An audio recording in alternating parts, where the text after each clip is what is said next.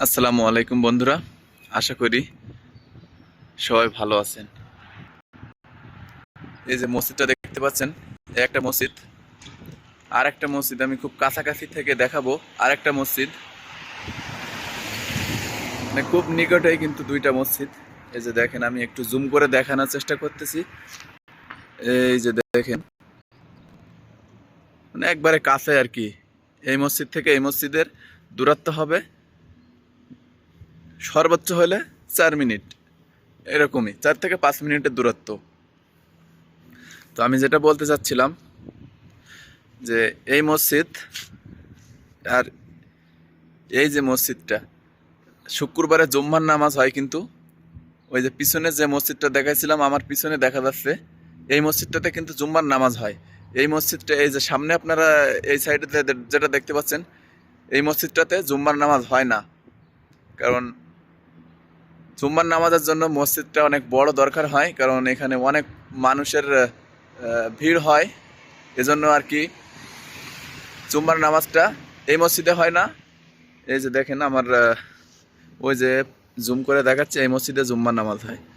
তো আসলে আমরা যদি বাংলাদেশ থেকে এরকম কিছু করতাম, বা বাংলাদেশে যদি হতো এই মসজিদে জুম্মার নামাজ হবে না, ওই মসজিদে জুম্মার নামাজ পড়তে হবে, তাহলে কিন্তু ভাই বিরাট একটা মানে কন্ট্রোভার্সির সৃষ্টি হতো যে কেন হবে না, এই মসজিদে জুম্মার নামাজ হবে, এই মসজিদে জুম্মার নামাজ হতে পারবে না। আসলে কি বলবো ভাই, কিছু বলার ভাষা নাই। যাই হোক, আল্লাহ তাআলার ঘর, সবাই ইবাদত করার জন্য আসে, সবাই তার নেক আশা পূরণ করার জন্য আল্লাহ তাআলার ঘরে আসে, এবং আল্লাহ তাআলাকে স্মরণ করার জন্য সবাই আসে। যাই হোক, আমরা মেনে নিলেই সব কিছু। ইসলাম শান্তির ধর্ম, এখানে কোনো বাধা বিপত্তি নাই। এই যে দেখেন, এটা হচ্ছে সৌদি আরবের বাড়ি, বিল্ডিং, যেগুলাই বলি না কেন। তো আর কি, ইসলামে কোনো এরকম নির্দেশনা নাই যে এখানে নামাজ হবে, এখানে নামাজ হবে না। আল্লাহ তাআলা পাকই জানে কোথায় নামাজ পড়লে ভালো হবে, কোথায় কি হবে। কিন্তু এই যে কাছাকাছি মসজিদ, এটা নিয়ে এখানে কোনো প্রকার সমালোচনা নাই, এখানে কোনো বিতর্ক নাই। কারণ আমি এর আগেও সৌদিতে দেখছি যে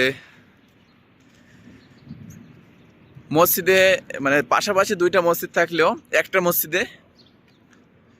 একটা মসজিদে কিন্তু জুম্মার নামাজ আদায় করা হবে। আজকের ভিডিওটা আমার এই কথা আলোচনা করার জন্য ছিল। তো আপনাদের যদি কোনো মতামত থাকে, এবং আপনাদের যদি কোনো এই বিষয়ে উপদেশ দেওয়ার থাকে, আপনারা আমাকে কমেন্ট করে জানাবেন, তাহলে আমি উপকৃত হব, এবং সবাই এটা দেখে উপকৃত হবে। জ্ঞানী গুণী যারা আছেন, দয়া করে কমেন্ট করে জানাবেন। ধন্যবাদ।